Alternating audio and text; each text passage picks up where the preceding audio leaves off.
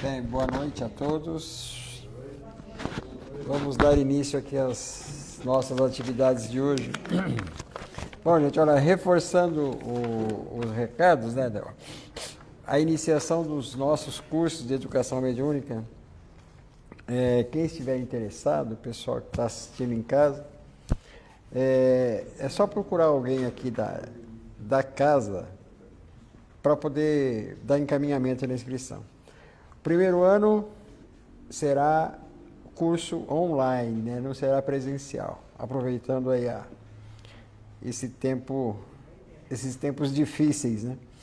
O segundo ano vai ser segunda-feira presencial, segunda-feira às 20 horas, né? Todas as 20 horas. E o segundo ano também às quartas-feiras à tarde, às 14 horas. Então, para o segundo ano existem dois horários, né?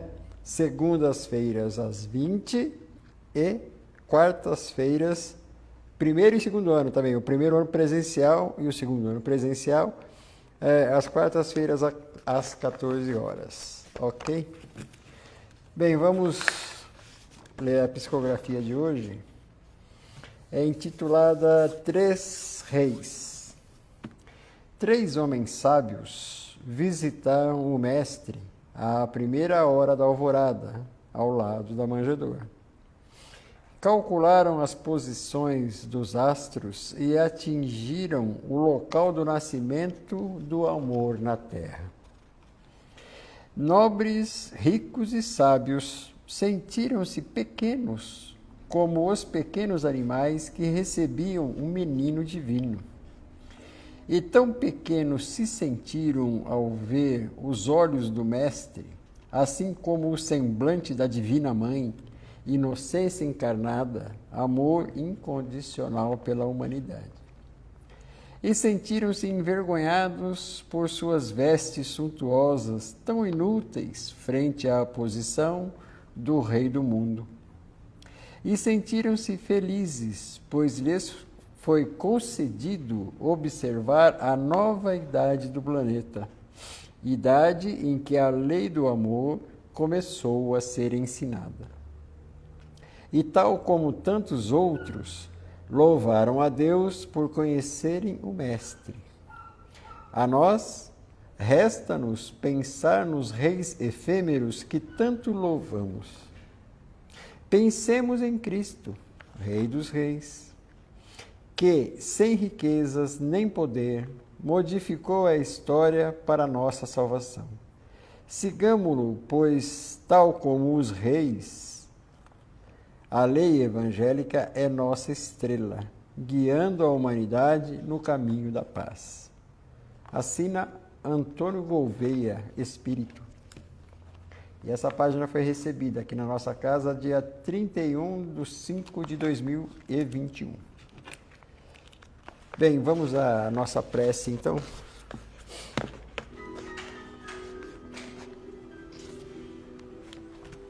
Senhor Jesus, estamos aqui uma vez mais, reunidos nesta casa bendita, que nos acolhe sempre de braços abertos.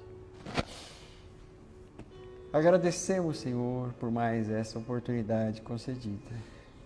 Esteja conosco, com a sua bondade, com o seu amor incomensurável, para que possamos dar prosseguimento a essa reunião num clima de paz, num clima de harmonia, onde os seus ensinamentos, Jesus, à luz da doutrina espírita, possam ser divulgados. Que assim seja, Senhor, com a graça de Deus. Bem, hoje a palestra está ao encargo do nosso amigo Alexandre, ao qual eu passo o microfone. Muito obrigado. Vou colocar aqui.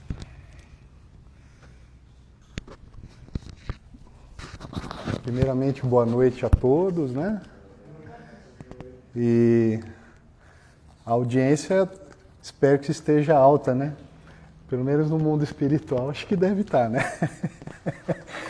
Mas é brincadeira, né? E eu fico muito feliz, né? Hoje é a primeira palestra do ano, né?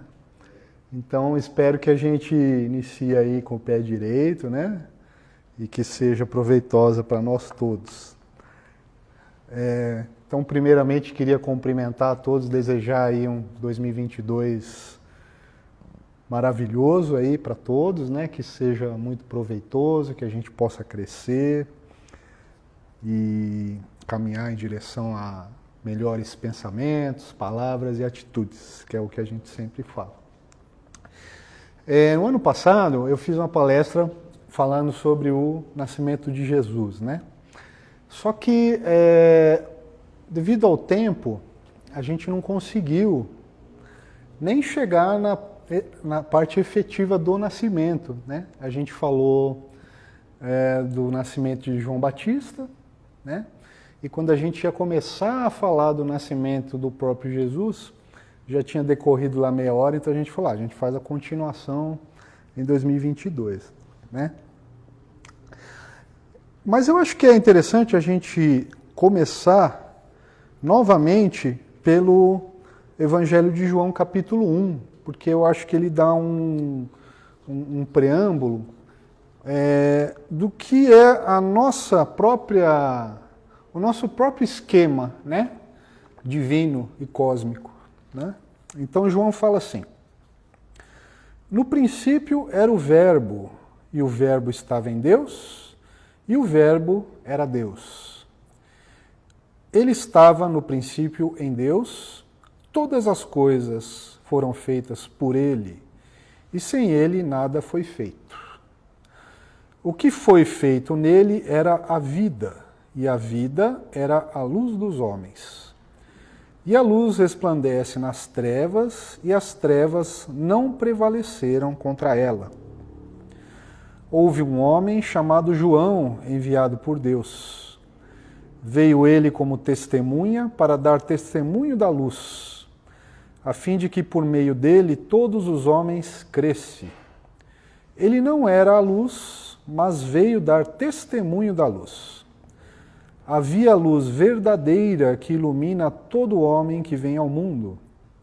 Ele estava no mundo e o mundo foi feito por ele, e o mundo não o conheceu. Veio entre os seus e os seus não o receberam, mas deu o poder de tornar-se filhos de Deus a todos os que o receberam, aos que acreditaram em seu nome, que não nasceram do sangue, nem da vontade da carne, nem da vontade do homem, mas de Deus. E o Verbo se fez carne e construiu seu tabernáculo dentro de nós, cheio de graça e verdade, e nós contemplamos sua glória, glória igual à do Filho unigênito do Pai. João dá testemunho e exclama: eis aquele de quem eu dizia, o que vem depois de mim é maior do que eu, porque existia antes de mim. De sua plenitude todos nós recebemos, e graça por graça. Porque a lei foi dada por Moisés, mas a graça e a verdade vieram por Jesus Cristo. Ninguém jamais viu Deus. O Filho unigênito que está no seio do Pai é que o revelou. Então começa assim, né, o Evangelho de João, e ele é um evangelho, né, que a gente pode dizer assim, ele é meio hermético, né? O que quer dizer hermético? Ele é um pouco obscuro, complicado de entender, né? Então, ele não é uma história de um modo tradicional que a gente pode ler num livro, né? Então a gente precisa de alguns conhecimentos para conseguir entender o que o João está falando aqui, né? E a doutrina espírita, ela provê esses conhecimentos. Então ele fala, né, que no princípio era o Verbo estava em Deus e o Verbo era Deus. Então ele está falando, o Verbo, né, aqui ele quer dizer uma ação, né, um pensamento. Então ele está falando de como que nós, espíritos, somos criados, né? Nós espíritos somos criados pela vontade de Deus.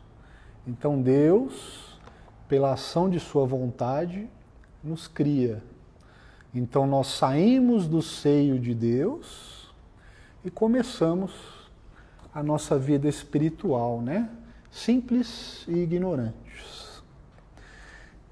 E ele fala, o que foi feito nele era a vida, e a vida era a luz dos homens. A luz resplandece nas trevas, e as trevas não prevaleceram contra ela. Aí ele já começa a falar de Jesus Cristo, né? De quando ele começa, né, a ação dele aqui no nosso planeta, né? A luz resplandece nas trevas e as trevas não prevaleceram contra ela. Quer dizer, se a gente está num quarto escuro, né? Se a gente acender um simples fósforo, ele já ilumina, né, todo o quarto. Então essa luz a que João se refere é o próprio Cristo, né? Que com a sua própria luz divina iluminou todo o planeta, como fala ali na psicografia, né? Foi quando o amor nasceu na Terra, né? E ele fala que o mundo foi feito por ele, né?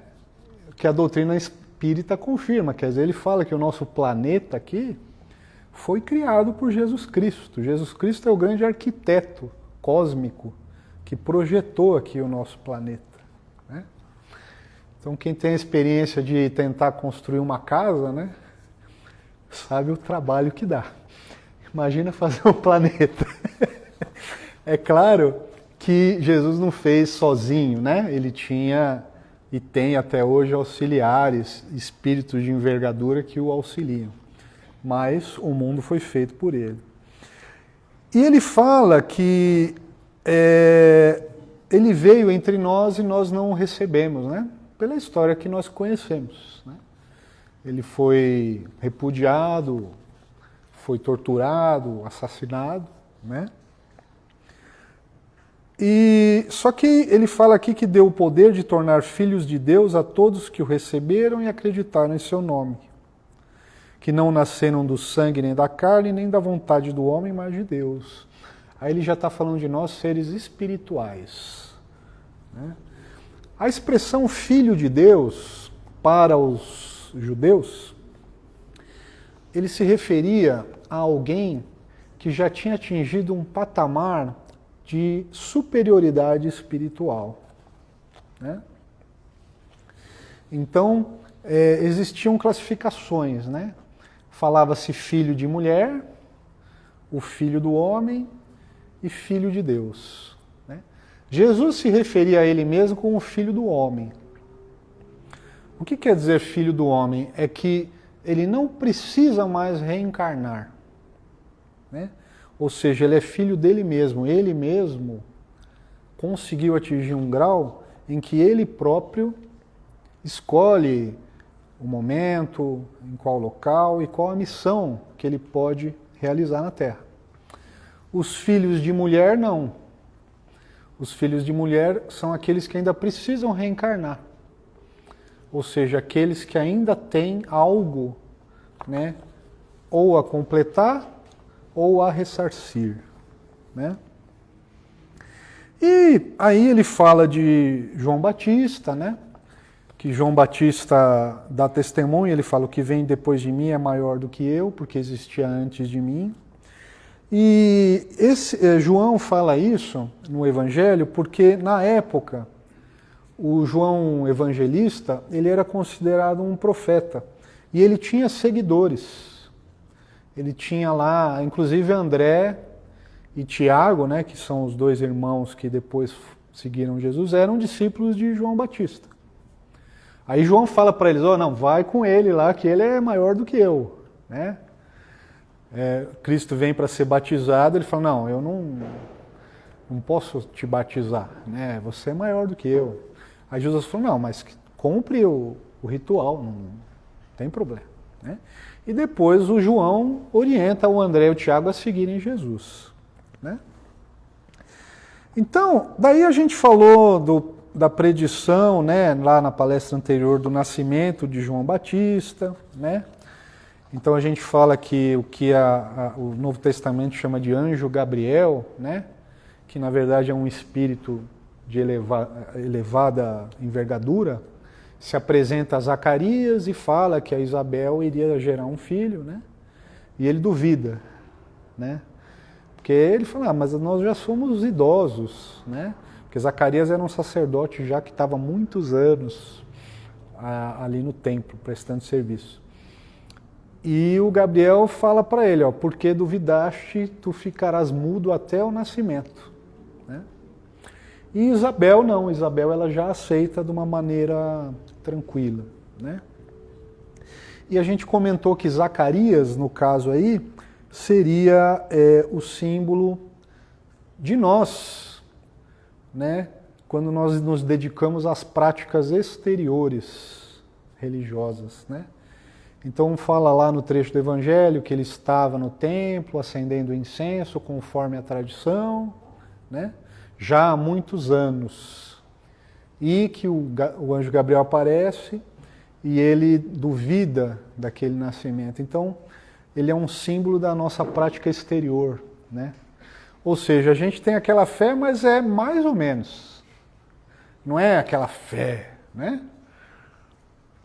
Imagina se aparecesse um anjo aqui e falasse, ó, vocês aqui vão fazer alguma coisa. Nossa, mano. Ele teve essa atitude, ele se espantou com aquilo, né? Então, a Isabel já não. A Isabel, ela já estava um passo à frente, né? Ela acredita e fala, ok, né, que seja cumprida. E realmente gera João Batista, né? E daí foi onde a gente parou a palestra anterior, né? E daí o Evangelho segue e fala do anúncio a Maria, né? Ele fala assim, no 6º mês, foi enviado da parte de Deus o anjo Gabriel a uma cidade da Galileia, chamada Nazaré, a uma virgem prometida a um homem que se chamava José, da casa de Davi, e o nome da virgem era Maria. E é interessante, se a gente for pegar pela etimologia das palavras, né? Gabriel quer dizer homem de Deus, a palavra, a tradução do nome Gabriel, homem de Deus, né? E o número 6, né, que ele fala no 6º mês. E nas tradições antigas, o número 7, ele era considerado o número sagrado, né? Além de ser um número sagrado, ele se representava o fim, né? O infinito, né? Tanto é que tem aquela passagem, eu devo perdoar mais do que 7 vezes, porque o 7 era como assim, é o máximo que eu podia fazer, né? Jesus fala, não, é 70 vezes 7 vezes. Então aqui quando ele fala no 6º mês, ele está falando ali de nós também. Quando nós estamos no limiar da nossa evolução para atingir um patamar superior, em que nós também iremos receber o Cristo, né? E aí quando a gente fala receber o Cristo, não é que Jesus Cristo vai encarnar em nós, ou nós vamos nos ligar a Ele de alguma maneira, não é isso. Nós vamos despertar o nosso eu divino, né? Cristo, a palavra Cristo quer dizer divino, né? Tanto é que a gente fala Jesus, o Cristo. Então, Jesus, o divino, né? Então, quando nós estamos também nesse limiar, né? Como também nos mostra a doutrina espírita, nós somos ajudados por mentores, por espíritos superiores, né? Por ensinamentos superiores que anunciam para nós também, que nós iremos também despertar esse Cristo interior que nós temos dentro de nós. E Galileia, né, quer dizer região cercada. E Nazaré quer dizer lugar separado. Então, essa região cercada, que ele quer dizer aí, né, dentro de nós, então quer dizer, um lugar separado dentro de nós. E aí a gente pode dizer que é dentro do nosso coração, né? Então, quando nós despertarmos essa essência divina dentro de nós, né, no 6º mês, né, com o auxílio desses espíritos superiores que nos guiam aí pela vida, né?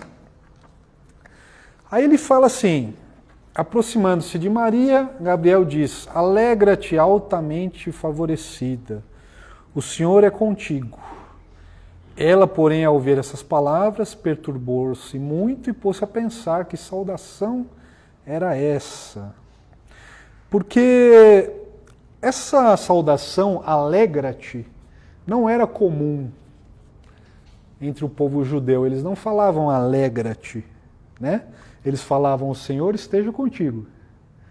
E o Gabriel fala alegra-te. Então não era comum, né? E ele fala o Senhor é contigo.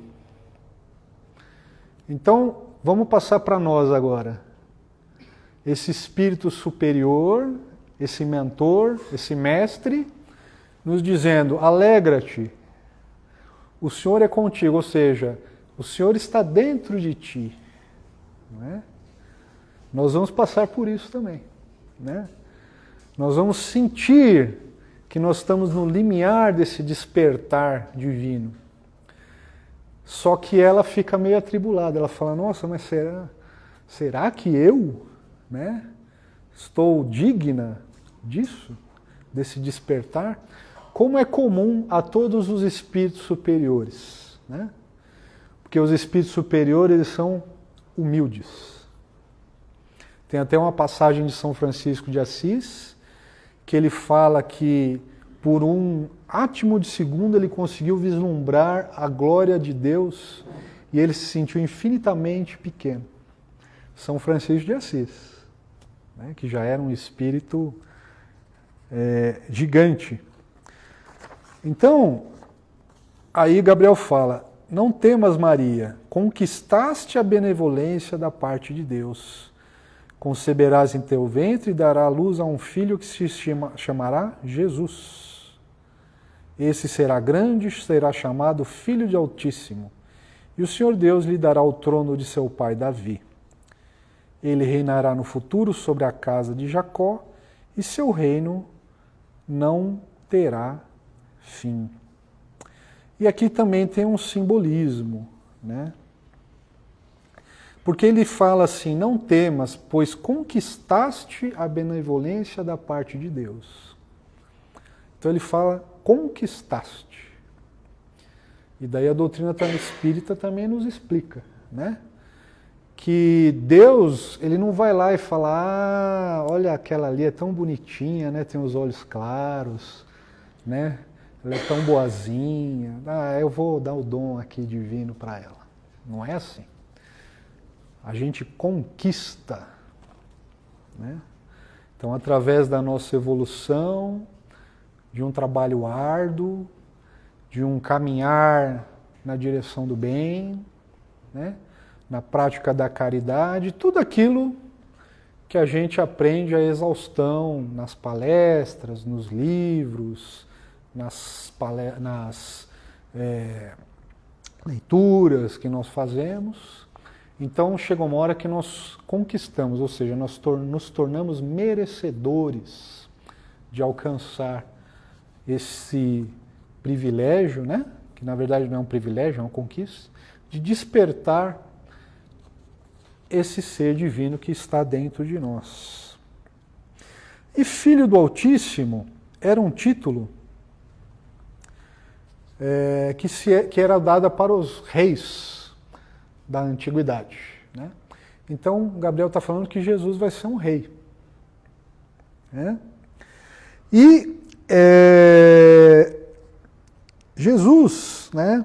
A palavra Jesus quer dizer Salvador, né? Então ele fala assim que ele vai reinar no futuro sobre a casa de Jacó e seu reino não terá fim. Essa casa de Jacó, ela simboliza a nossa própria vida material, né? Jacó foi aquele que iniciou a construção do templo de Jerusalém, né? Iniciou, é claro que a conclusão foi o Salomão, né? Mas o Jacó, ele idealizou e começou e tal.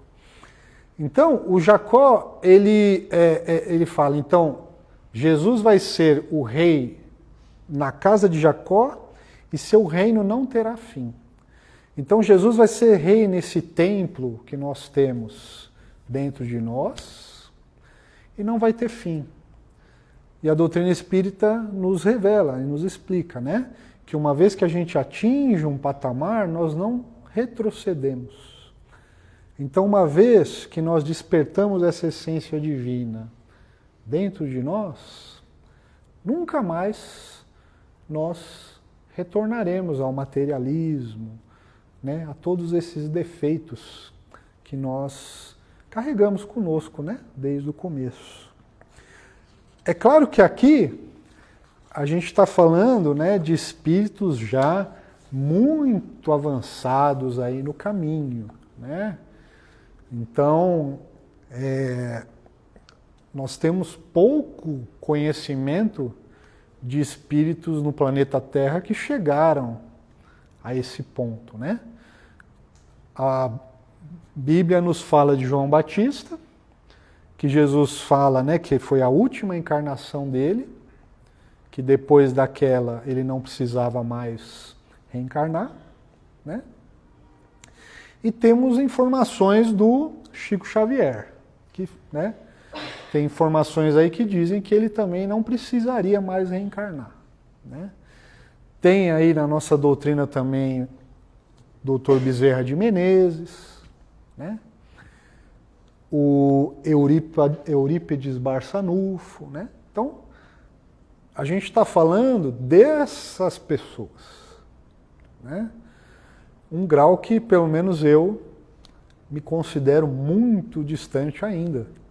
Então, a gente tem que tentar caminhar e chegar nesse ponto. Mas essa descrição do nascimento de Cristo é um símbolo desse nascimento no nosso coração, né?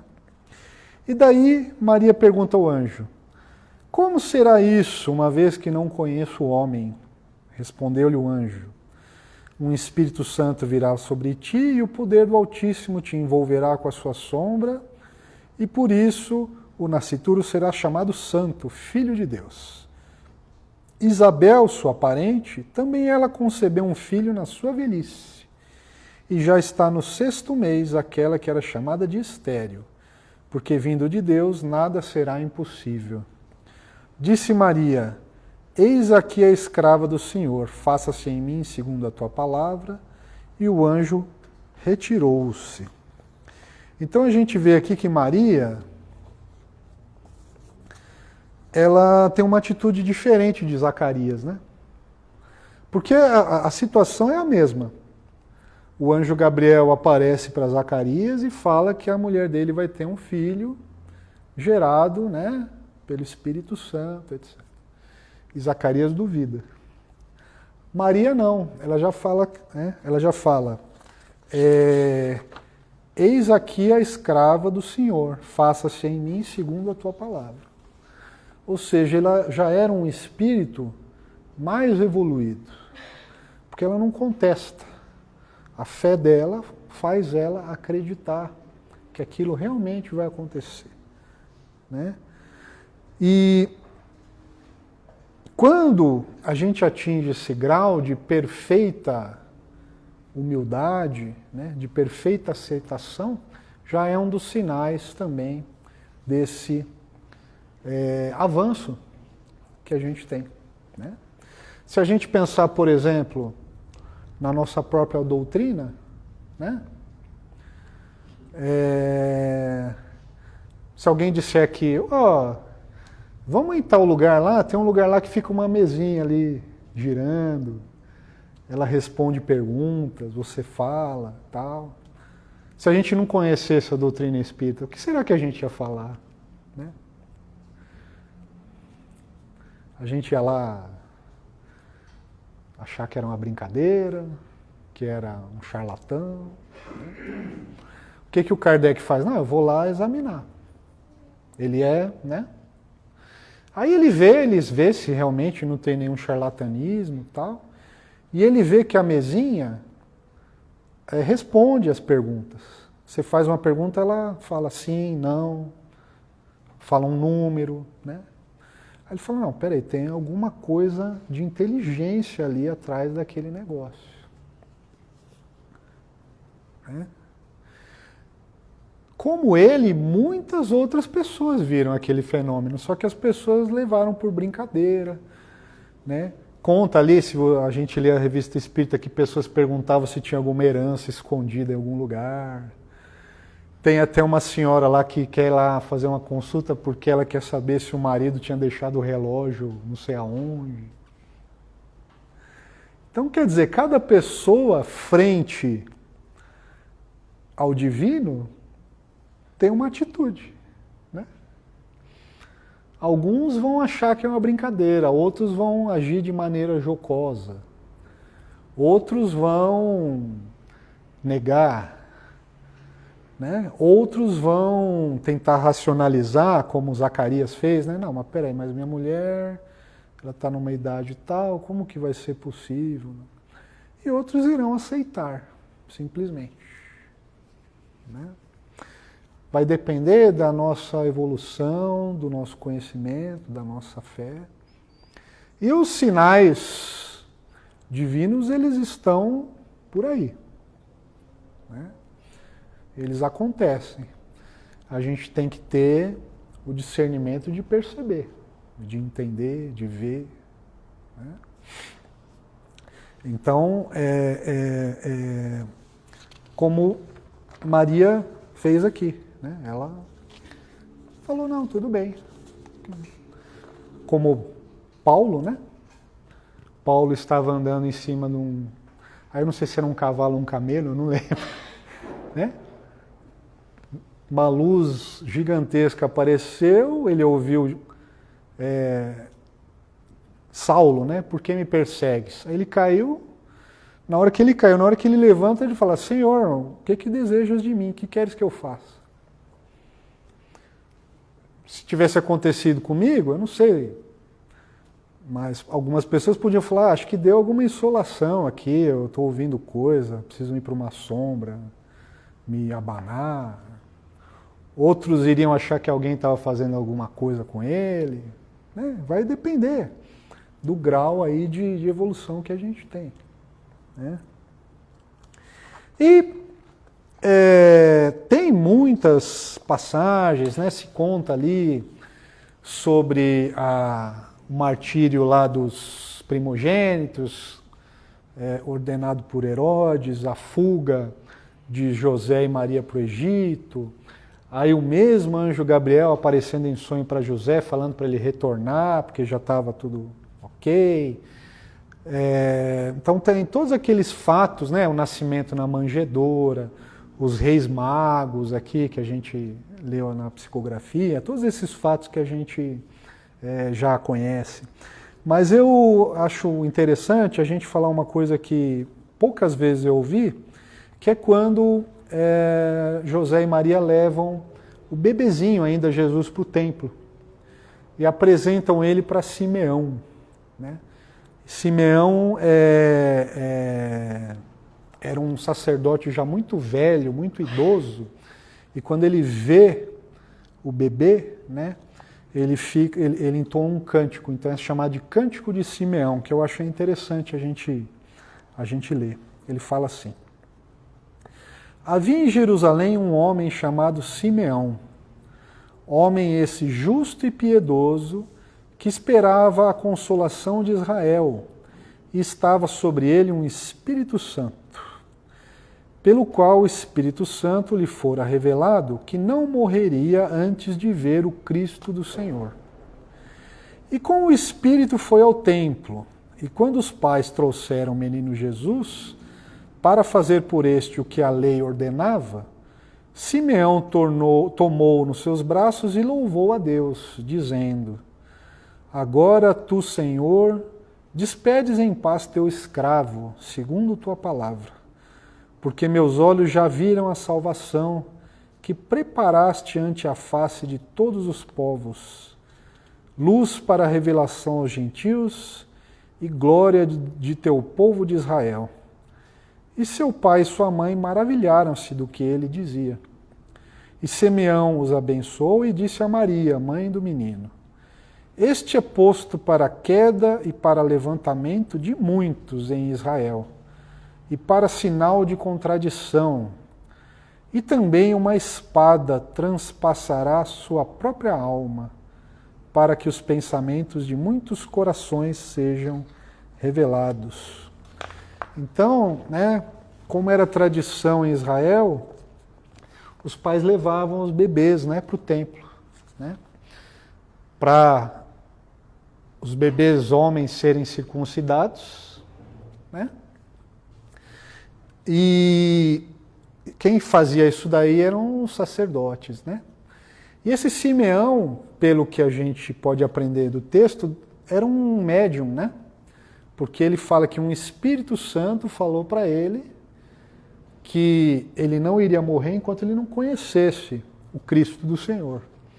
E ele vai com esse Espírito até o templo, e daí quando José e Maria entregam Jesus para ele, ele reconhece ali o Cristo.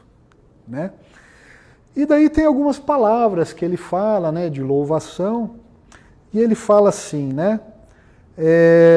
que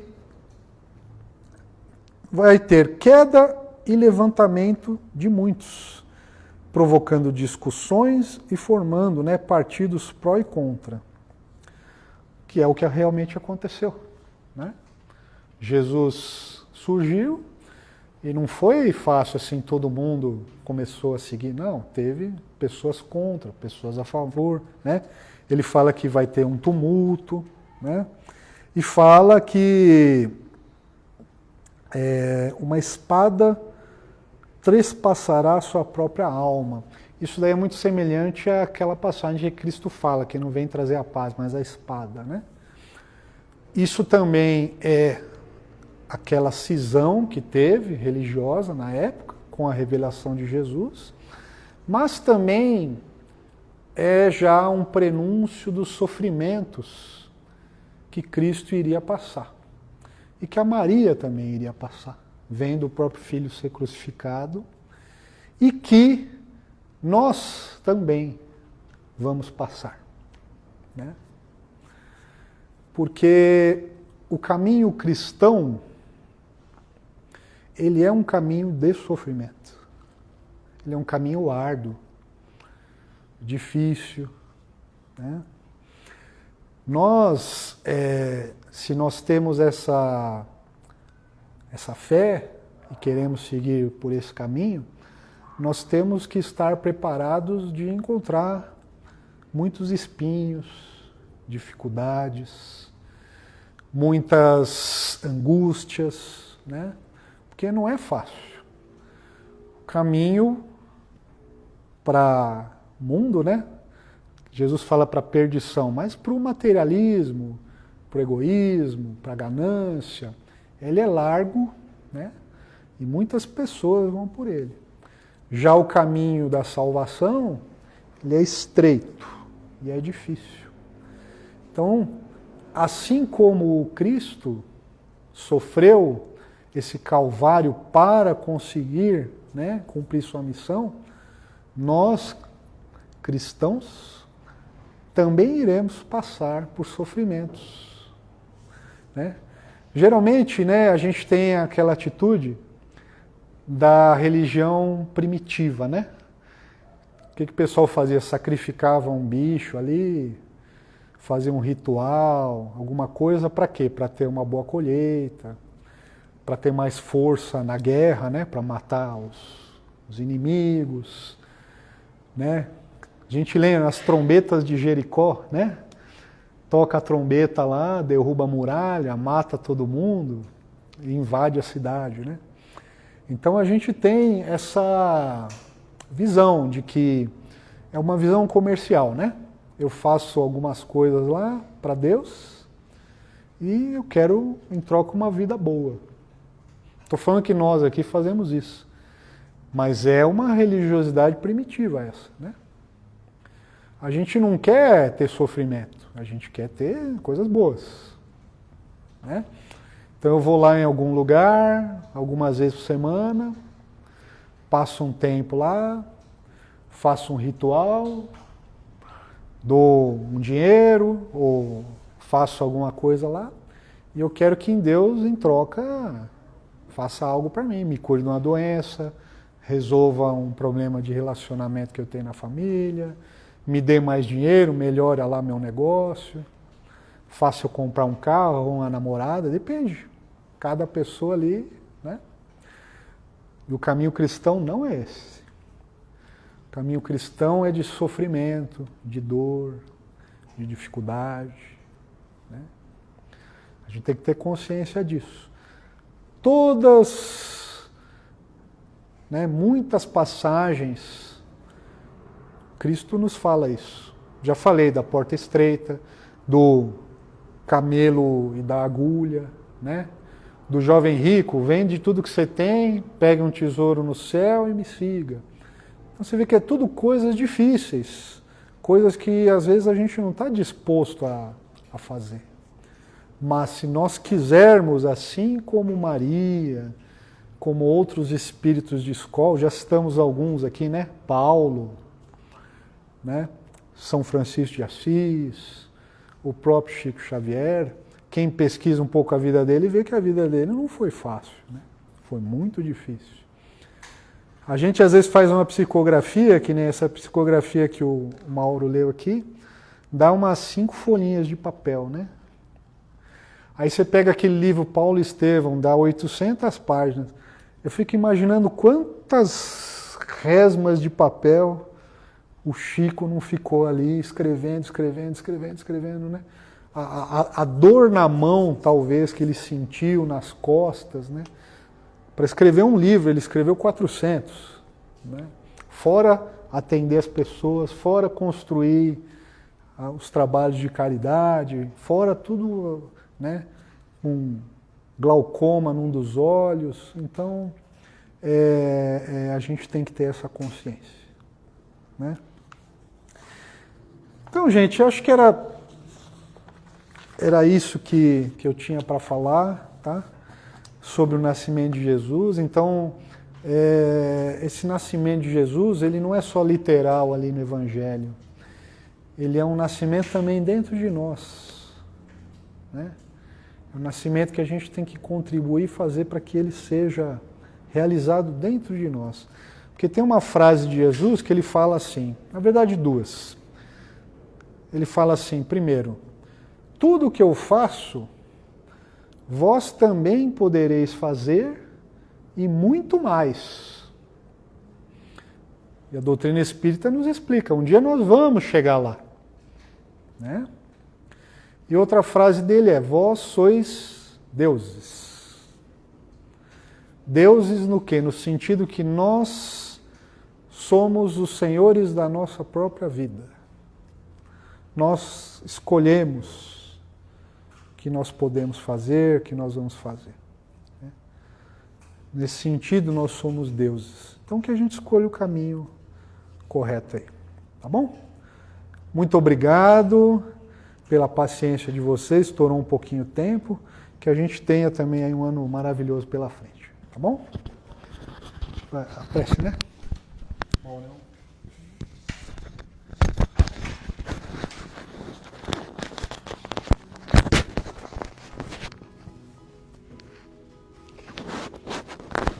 Bem, vamos encerrar então a nossa reunião de hoje com as nossas vibrações em favor dos nossos irmãos.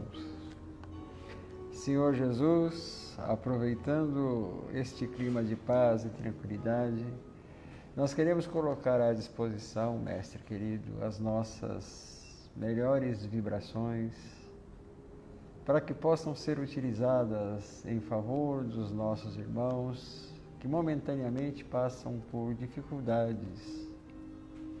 Irmãos nossos que passam por dificuldades espirituais, dificuldades psicológicas, dificuldades materiais, da saúde. Tantos irmãos, Senhor, que com esses eventos da natureza, as chuvas, deslizamentos, perderam tudo. Que as nossas vibrações possam estar com eles, para que eles possam perceber que perderam tudo o material, mas que em espíritos estão vivos, estão a caminho. O material é efêmero, não levaremos conosco para a eternidade. Vos pedimos, Senhor, também pelos nossos familiares, pelos nossos lares, pelo nosso ambiente de trabalho, por todas as pessoas que ombreiam conosco na nossa jornada terrena. E que possamos nós, Senhor, perseverarmos no caminho do bem, aparando as nossas arestas, corrigindo os nossos rumos, para que possamos ter um amanhã melhor. Que assim seja, Senhor, com a graça de Deus.